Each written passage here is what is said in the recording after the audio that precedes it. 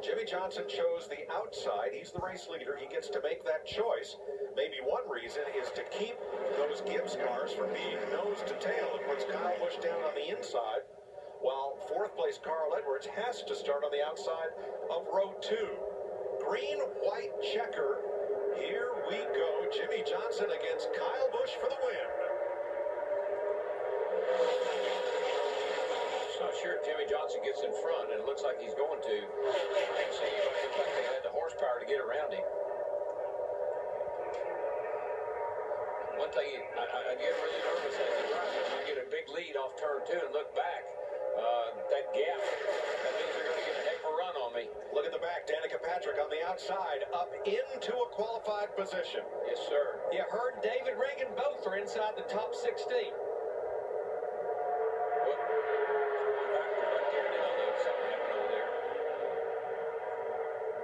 18 cars in it, 19 with Michael Waltrip. 16 will make the race from their finish in this Budweiser Duel. Coming to the white flag if we stay green at the white, and we will. The next flag will end the race. 1 lap to go. Patrick battling David Reagan for the bubble. One of them will make it to Daytona 500. The other will likely go home. She's got her teammate Kurt Busch in that 41 car right up there behind her. It's go time. It's all or nothing right now. You're either in or you're out. Jimmie Johnson trying to drive all 3 lanes at once to hold back the Joe Gibbs cars of Kyle Busch and the number 19 of Carl Edwards. It's really hard to block them both, but I don't know if they get close enough to even make it matter. Reagan on the bubble, Stenhouse, Hamlin, Jimmie Johnson for the win. The Gibbs cars can't catch him. And the last transfer spot, Stenhouse. And how about Danica Patrick unofficially finishing in the 10th position? Her and David Reagan, classic example, never give up. I wanted to give you a flat nickel for that 10 car when it was spinning.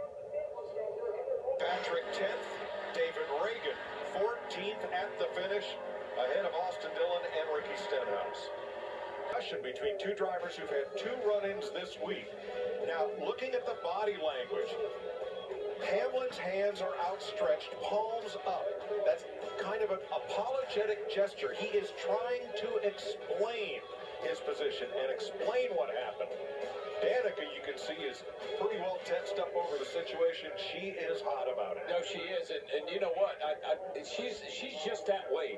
This young lady is intense.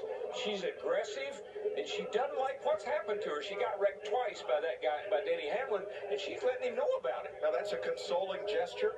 Hamlin is trying to explain to Danica and to others who are near the conversation. That other person, Hamlin's looking at Tony Stewart, trying to explain to her car owner what we don't want.